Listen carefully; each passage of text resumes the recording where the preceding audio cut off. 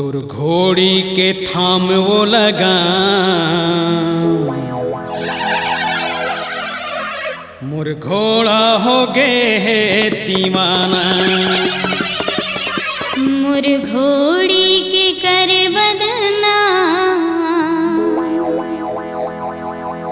तुर घोड़ा बिता है सियाना।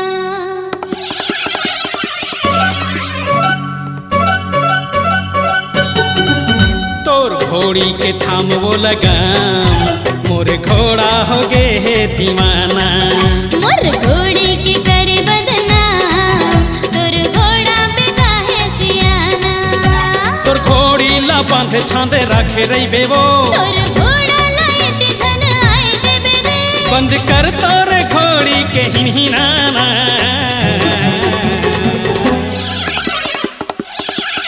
तोर घोड़ी के रुपए है सनान मोरे घोड़ा हो गे है दीवाना। मुर घोड़ी के कर बदना तुर घोड़ा बिता है सियाना।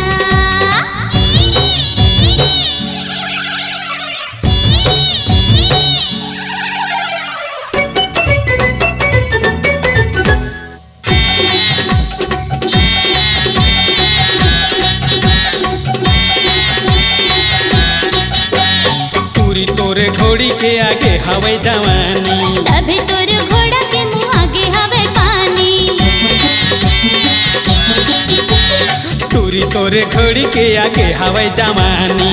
तभी तुर घोड़ा के मुँह आगे हवे पानी। जमाना खराब है बताई दे थवो तीसरा चरला लगाए दे थोरे। मोर घोड़ा ने खावा थे खाली दाना।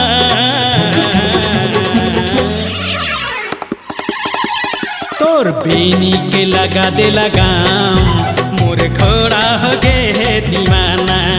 मुर घोड़ी के कर बदना तुर घोड़ा बिता है सियाना।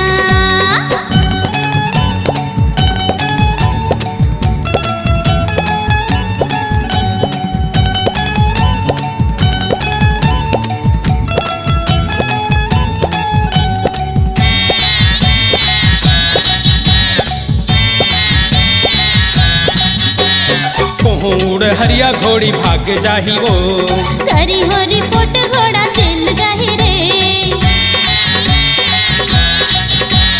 कोहूड़ हरिया घोड़ी भाग जाही वो करी हो रिपोर्ट घोड़ा चल जाही रे। दोनों के जयमाला कराई देना वो मुर घोड़ी के कीमत चुकाए देना रे। देख दोनों के पारे में तिल मिलाना।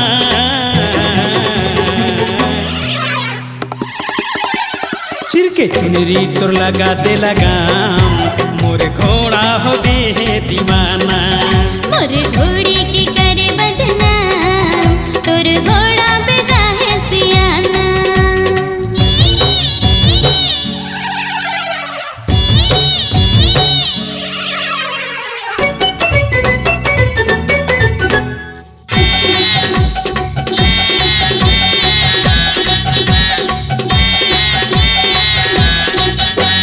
टूरी के दिमाग देखे हो के हवाई घड़ी रे। बुद्धू नहीं समझे प्रेम के छोरी रे।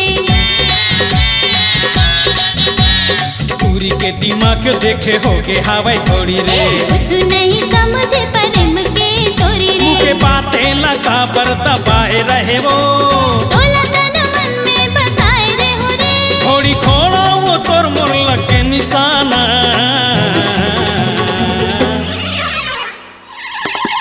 टूरी तोर माँ लगा हूँ मैं लगाम मोला बना दे रानी दीवाना। मुर घोड़ी के कर बदना तुर घोड़ा बिता है सियाना। तोर घोड़ी ला बांध छंद रखे रही बेवो तुर घोड़ा लाए तिछन आए देबे रे। बंद कर तोरे घड़ी के हिनहिनाना।